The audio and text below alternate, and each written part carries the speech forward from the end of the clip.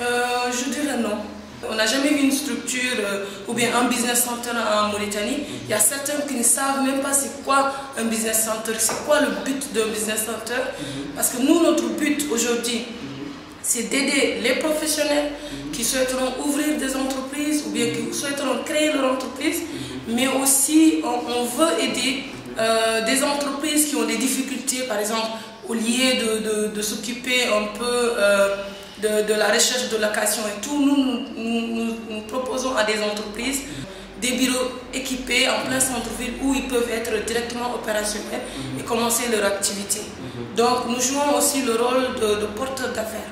Je crois que la plupart des entreprises sont charmées par ce concept-là.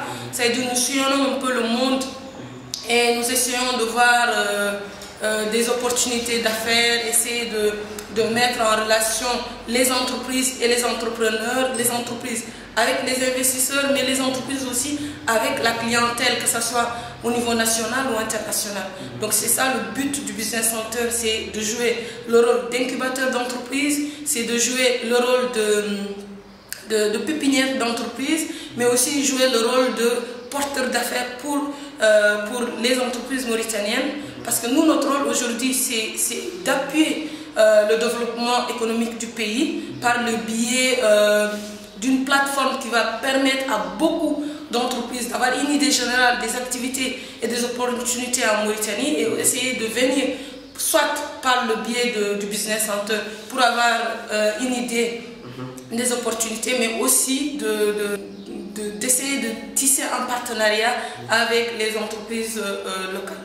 Vous avez parlé tantôt de développement. Est-ce que cela suppose qu'avec un peu d'idées et de bonne volonté, on peut aujourd'hui créer en Mauritanie une dynamique positive de développement? Bien sûr.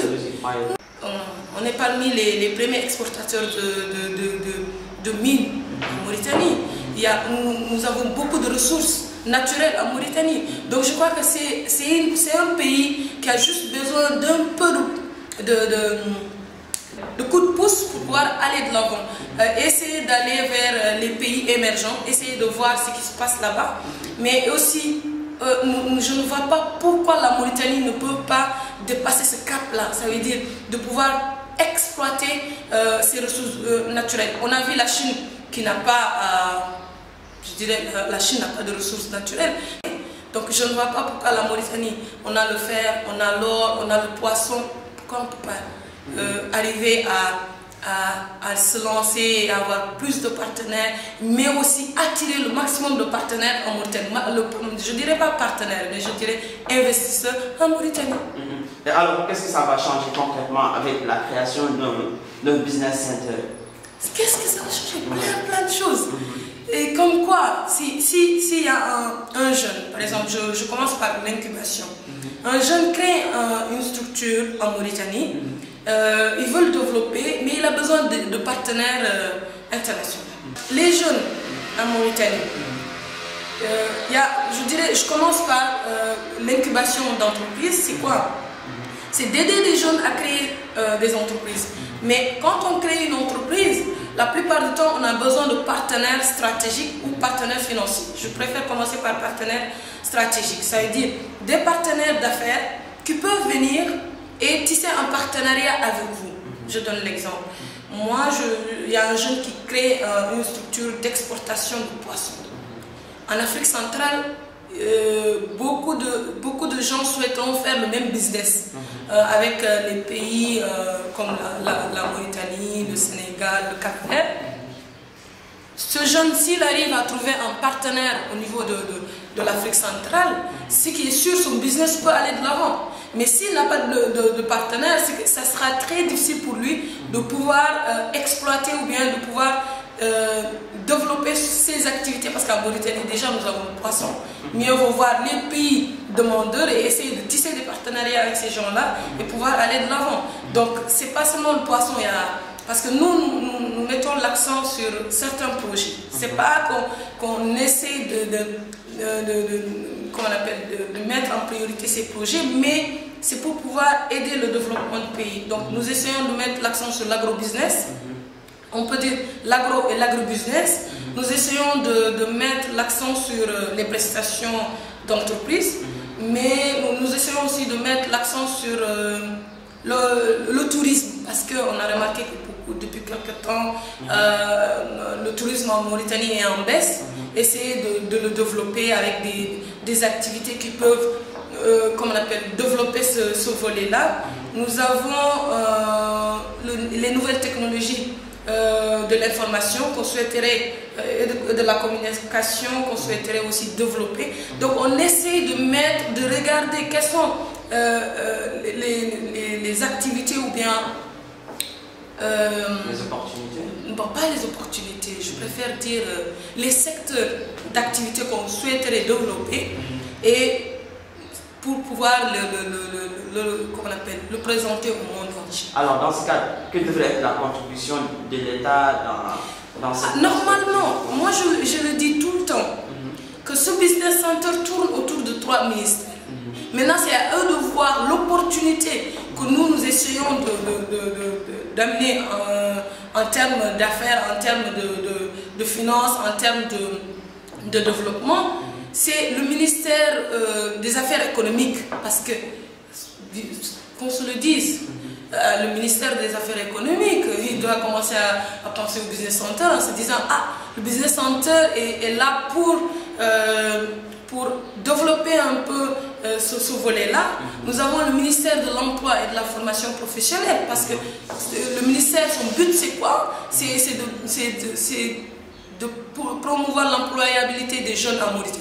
Et nous, on est là pour amener ce plus-là au ministère en question.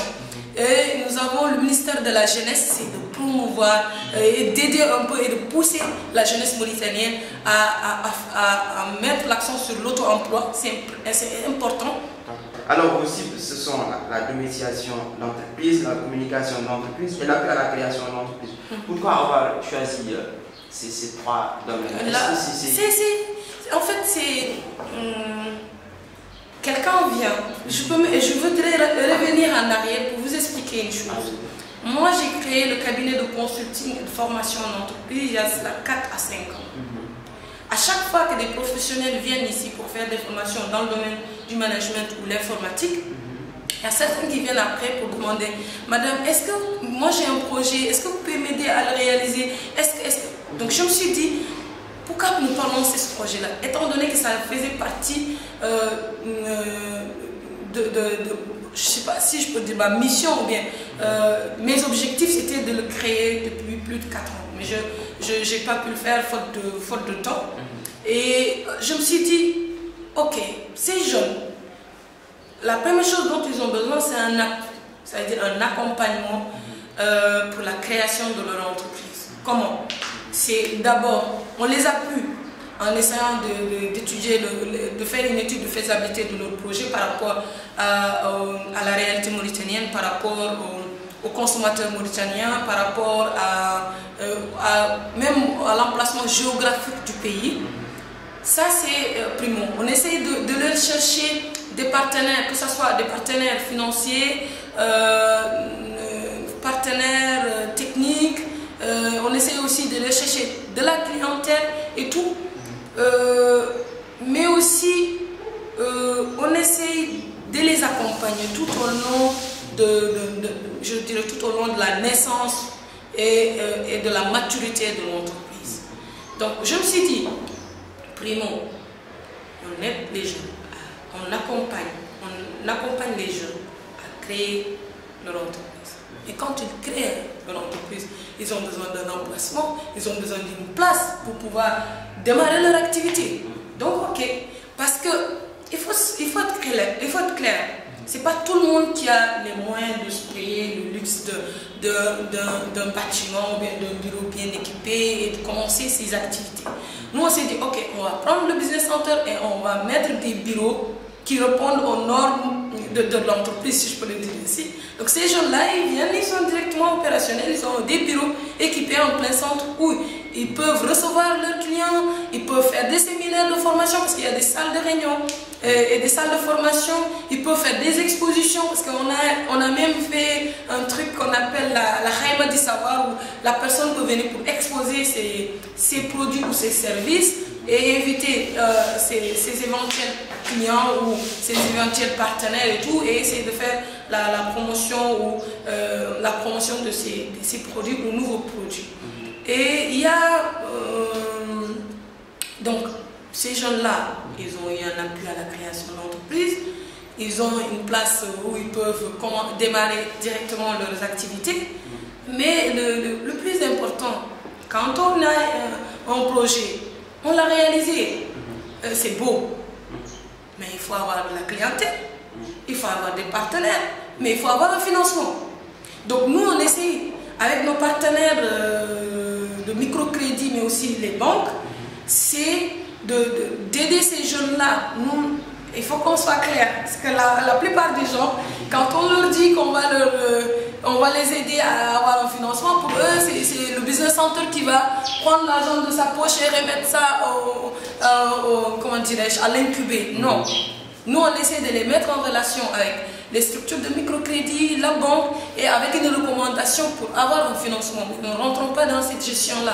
C'est à la banque ou à l'institution financière, bon, c'est à l'institution financière de choisir est-ce qu'il va financer le projet ou pas. Okay. Et une entreprise nouvelle a besoin de partenaires. Donc nous essayons de sillonner le monde partout, par le community management, par la recherche de partenaires. Et on a une base de données d'entreprises. On essaie de mettre en relation les incubés ou les entreprises nouvelles en Mauritanie avec ces partenaires étrangers en question. Et il y a le troisième volet, je dirais le dernier, pas le moins. C'est quoi? C'est-à-dire, on a remarqué une chose en Mauritanie. Il y a beaucoup d'entreprises, soit qui sont nouvelles ou qui sont là, mais leur communication n'est pas aussi développée que ça. Donc nous, une entreprise qui souhaiterait développer sa section ou sa direction commerciale, marketing et communication, elle peut venir décentraliser ou bien externaliser sa communication ou bien sa direction commerciale chez nous. Et nous nous occupons de sa communication au niveau du territoire mauritanien, mais aussi au niveau international. Ça veut dire, ça rentre toujours dans le même cadre, ça veut dire d'essayer de vendre l'image de l'entreprise au niveau national et international.